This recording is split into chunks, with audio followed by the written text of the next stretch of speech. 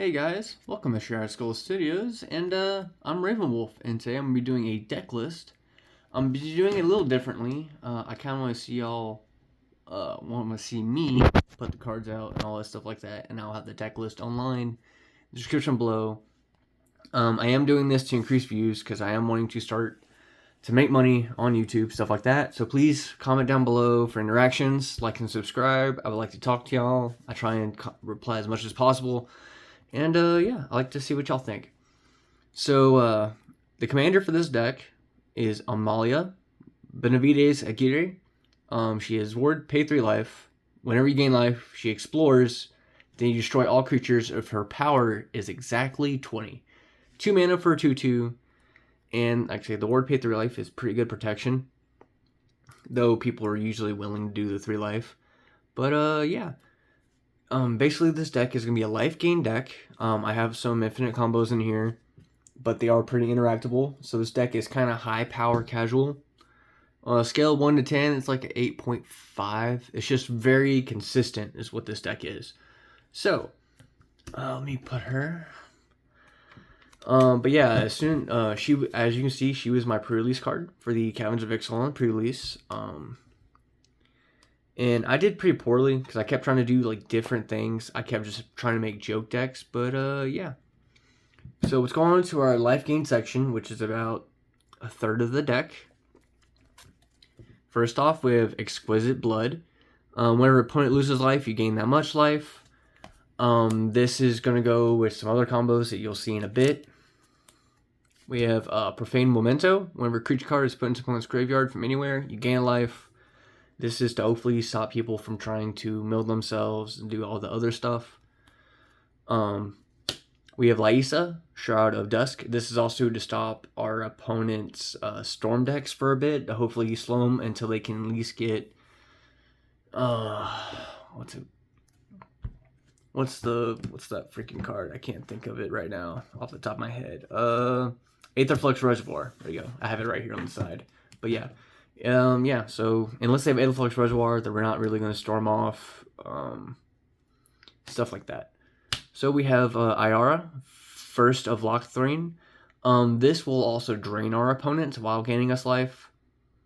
And it's a sack outlet to let us draw a card. So card advantage, stuff like that. Zulaport Cutthroat, just a freaking aristocrats deck. We have Kaya, Intangible Slayer.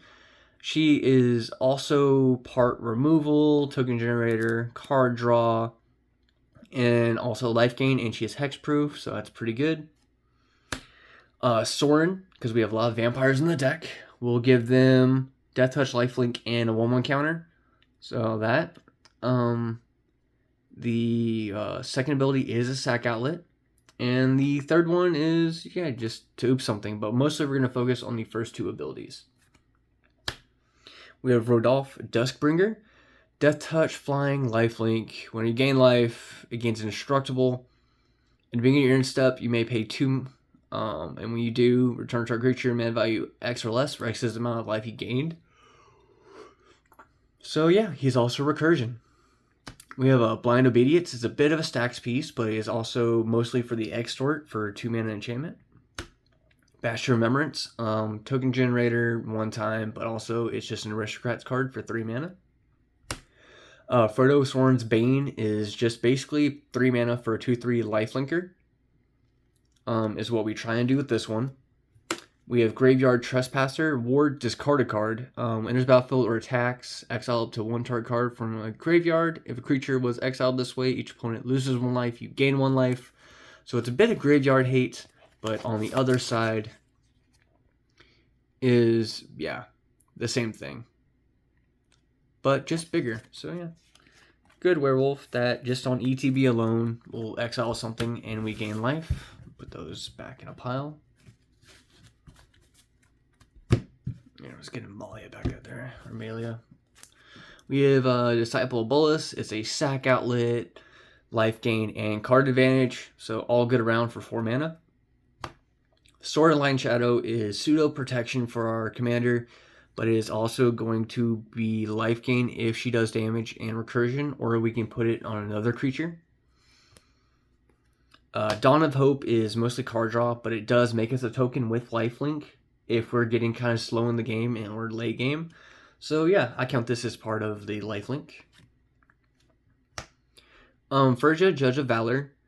This is basically the flying lifelinker. I could probably take her out for like a Shadow Spear or something, but to also give my commander trample. But mostly it's the second ability to get us something to our hand as card advantage. Blood Artist, classic aristocrats. Lendel, Steadfast Queen. Whenever a white creature you control attacks, gain a life. So yeah, that's just normal attack trigger, gaining life for a commander, because it will trigger for every time, for every white creature we had attacking. We have Elas Lis, Core Sadistic Pilgrim, Death Touch. Life gain on ETBs. And it's also an aristocrat. It's for 2 mana. It's pretty good. Falconwrath Noble, aristocrats again. Ailey, Eternal Pilgrim, is a sack outlet that will gain us life. Plus, late game, we can try and exile something of our opponents. We have Heliod, Suncrowned. This will go into an infinite combo that I will put on later. We have Radiant Solar, lifelinking Angel, but also when a creature ETBs, we can venture into the dungeon. Yeah, stuff like that. Veto, Thorn of the Dusk Rose. That will go as an infinite with Exquisite Blood. Yep, infinite combo right here. Yep, it's pretty easy, and he can give our creatures lifelink. We have Noxious Gearhulk. That is life gain with removal. Plus, we get a 5/4 menace.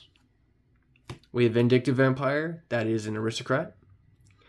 Night Ears, Nightblade. Whenever our tokens we leave the battlefield, we drain our opponents. So any of our 1/1s, stuff like that.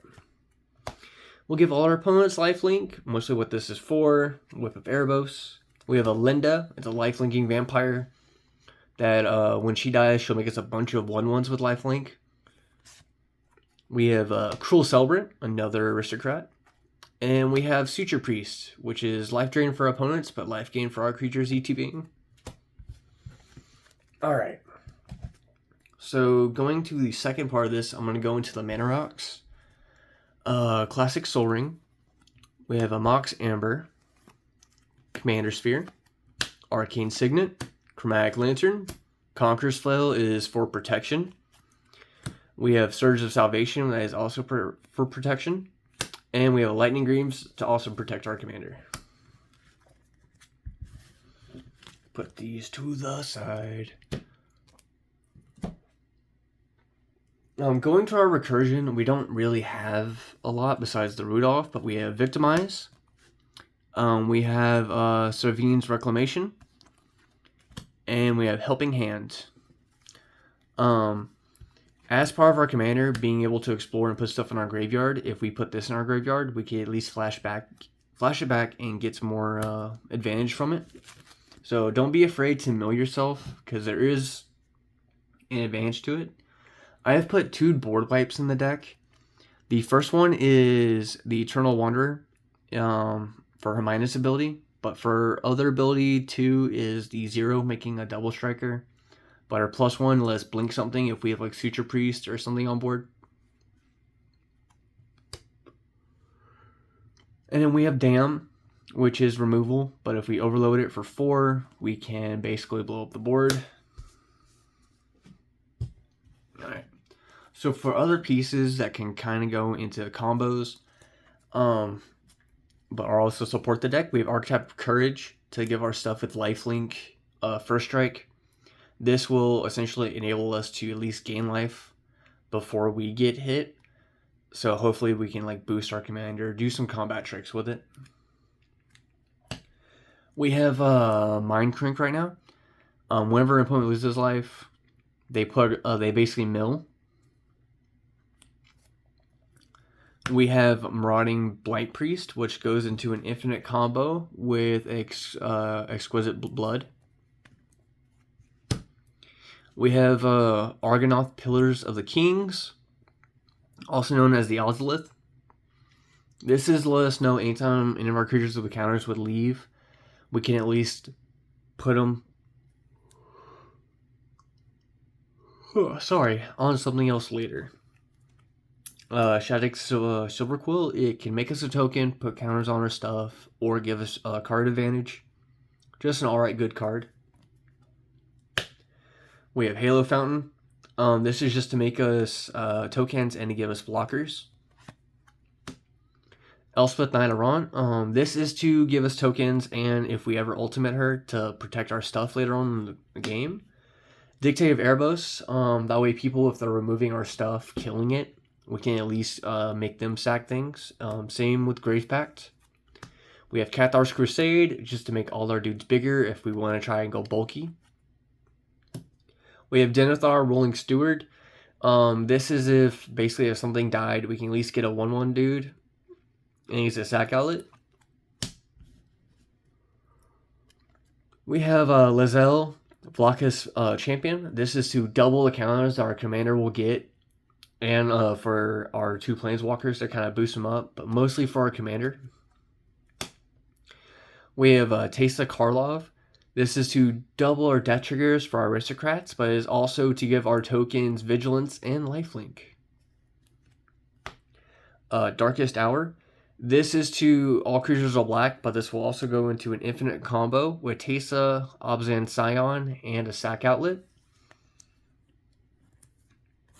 We have Agatha Soul's Cauldron. This is Graveyard Hate and to put counters on our commander and hopefully give her some cool activated abilities. Pitiless Plunder is to make mana off our stuff dying. Saw in Half is to do some shenanigans. If we want like to double our aristocrats or double like anything else on the board. Ashdod's Altar is a mana rock plus also a sack outlet. We have Return to Dust, which is basically removal. And yeah, and for our last combos, we can do Walking Ballista with Mephedros Vampire, or we can also do it with Heliod the Suncrowned. Basically what's going to happen is Walking Ballista will deal damage. If Mephedros is on board, it will make it a vampire and give it the other ability, the one that deals damage, put one counter on it. So yeah, remove counter, deal damage, put a counter on it, remove counter, deal damage, put a counter on it, so forth. And Heliod with Suncrowned will gain us infinite life for our commander. And yep, going into other combos.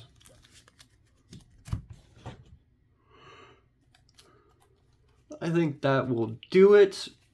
So first I'm going to go into my non-basic lands. I have 33 lands in the deck.